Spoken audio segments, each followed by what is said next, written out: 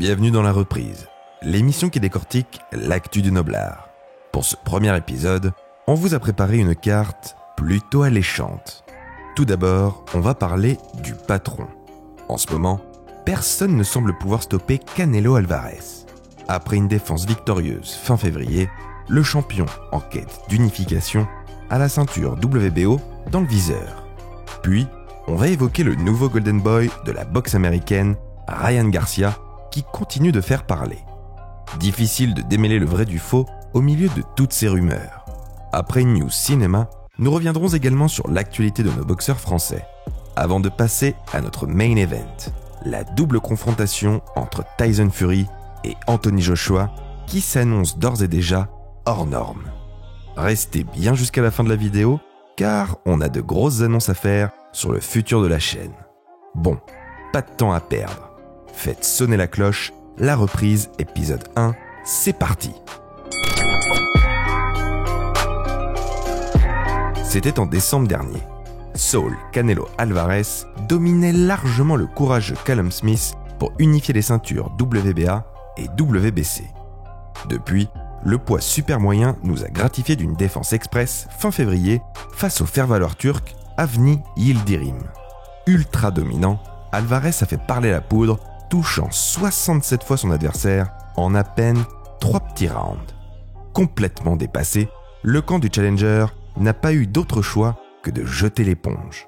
À 30 ans, le Mexicain semble au sommet de son art. Beaucoup le considèrent d'ailleurs comme le meilleur boxeur au monde, toutes catégories confondues. Mais Canelo ne compte pas s'arrêter en si bon chemin. La ceinture WBO dans le viseur, le promoteur Eddie Hearn a annoncé qu'il serait de retour sur les rings dès le 8 mai face au très sulfureux Billy Joe Saunders. Un combat champion contre champion attendu de longue date. Rappelons que le Britannique avait été suspendu par sa fédération après avoir posté une vidéo dans laquelle il expliquait comment mettre sa femme KO en temps de confinement. Un abruti de compétition donc. Toujours invaincu, Saunders pourrait bien essuyer sa première défaite. En effet, les bookmakers annoncent une victoire expéditive d'Alvarez.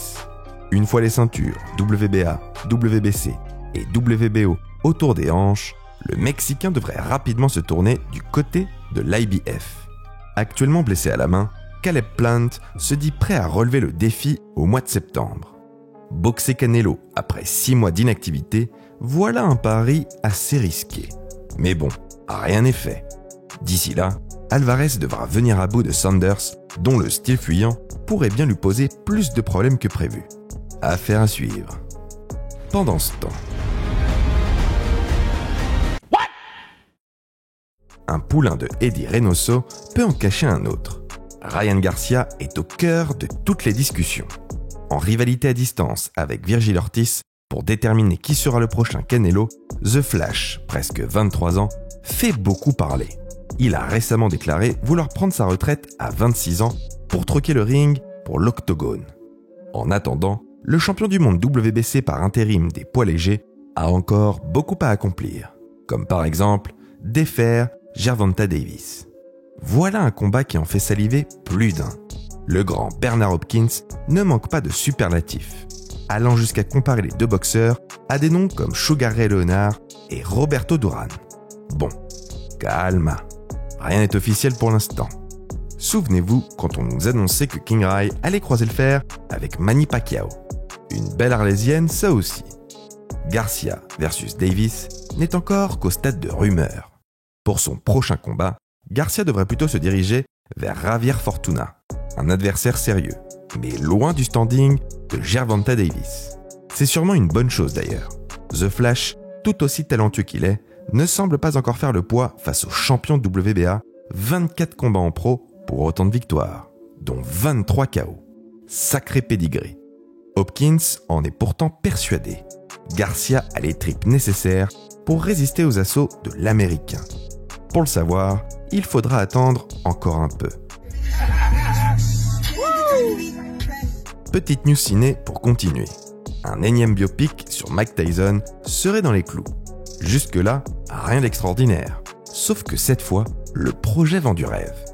Il s'agirait d'une mini-série produite et potentiellement réalisée par l'immense Martin Scorsese. Déjà là, on se dit qu'on peut lui faire confiance pour poser une ambiance sombre, presque mafieuse. Mais ça ne s'arrête pas là, car ce serait Jamie Foxx qui incarnerait Iron Mike. Rappelons qu'en 2004, il avait déjà sublimement interprété Ray Charles. On ne sait pas pour vous, mais de notre côté, la hype est immense. Si vous suivez la chaîne, vous savez qu'on aime beaucoup mettre en avant nos boxeurs français. On le fera d'ailleurs à chaque épisode de la reprise. C'est l'instant Cocorico. Quoi de neuf chez nos franchises ? Le 13 mars dernier à Dallas, après un an sans combattre, Souleymane Cissokho a triomphé du Mexicain Daniel Echeverria par KO technique. Cette deuxième victoire sur le sol états-unien lui permet de faire le plein de confiance. Toujours invaincu, le franco-sénégalais est de retour. S'il confirme dans les mois à venir, pas impossible qu'on le retrouve très bientôt dans un combat de championnat.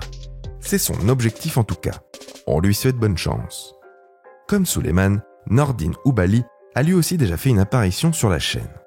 Peut-être le meilleur boxeur français actuel, Nordine avait été contraint de rendre vacant son titre de champion du monde poids coq WBC après avoir contracté le Covid en fin d'année dernière.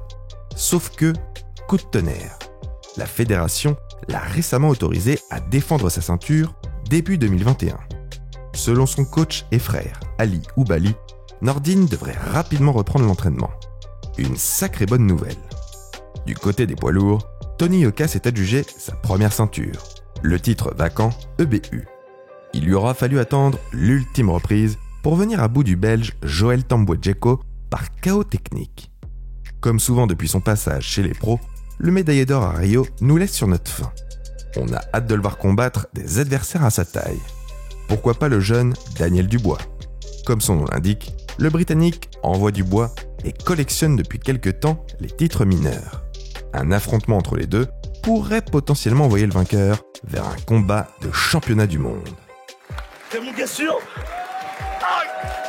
Mon gars sûr !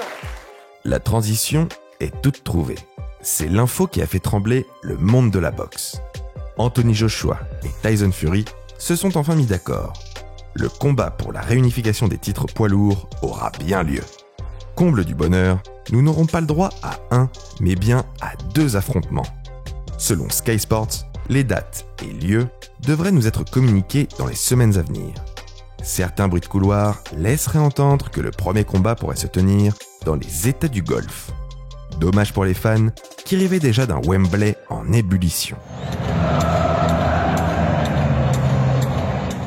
Vous commencez à nous connaître. Ce que l'on préfère par-dessus tout dans la boxe, ce sont les histoires. Et là, Joshua et Fury ont les cartes en main pour nous en écrire une très bonne, voire une légendaire. Déjà parce que leur combat permettra d'unifier les 4 ceintures les plus prestigieuses au monde et ainsi de déterminer qui sera le champion incontesté des poids lourds. Il pourrait même désigner un champion linéaire, une première depuis Lennox Lewis. Le statut de Vladimir Klitschko étant lui encore sujet à débat. Si vous ne savez pas ce qu'est un champion linéaire, pour schématiser, il s'agit du Big Boss. Le champion qui a battu le champion, qui lui-même avait battu le précédent champion, etc., etc. On vous en fera sûrement une vidéo un jour. Au-delà de la dimension sportive, ce sont 2 visions de l'Angleterre qui s'opposent. Joshua, le génie, contre Fury, le bagarreur. Celui qu'on a porté au nu contre celui dont on ne voulait pas. 2 parcours chaotiques, l'un plus que l'autre. À la différence près que le public britannique a accordé la rédemption à Joshua, mais pas encore à Fury. L'un est un beau gosse au sourire irrésistible, pendant que l'autre, un gitan à la grande gueule. C'est un peu la machine à fric contre l'outsider ultime. Le premier doit continuer d'écrire sa légende. Le second parachever son retour en grâce après être passé par les enfers. Bref, si le Gypsy King ne s'est plus montré sur un ring depuis sa victoire face à Wilder, soit il y a plus d'1 an, l'avantage de la fraîcheur est du côté de Joshua. Ce dernier a récemment défendu ses ceintures avec succès face au valeureux Kubrat Pulev. Souvenez-vous de notre flashback The Rise of Tyson Fury. Attention à ne pas l'enterrer trop vite. À vous de nous dire ce que vous en pensez en commentaire. All right, well, what? Chicken! Joshua, where are you, AJ? AJ! Voilà pour ce premier numéro de la reprise. En début de vidéo, on vous avait parlé d'annonces. Chose promise, chose due. Vous l'avez sûrement remarqué, le rythme de publication sur la chaîne s'est quelque peu ralenti. Pas d'inquiétude, on ne compte pas s'arrêter. Bien au contraire même. Pour la fin de l'année, on vous prépare du très lourd avec une toute nouvelle série originale dans laquelle on s'investit beaucoup. Sinon, très bientôt, vous aurez le droit à l'épisode 2 de l'embrouille. Plus d'1 heure de vidéo consacrée à la rivalité entre Mohamed Ali et Joe Frazier. On a vraiment hâte de lire vos retours. N'hésitez pas à nous rejoindre sur Instagram, on vous met le lien directement dans la description. En attendant, on se dit rendez-vous à la prochaine et n'oubliez pas, boxez bien.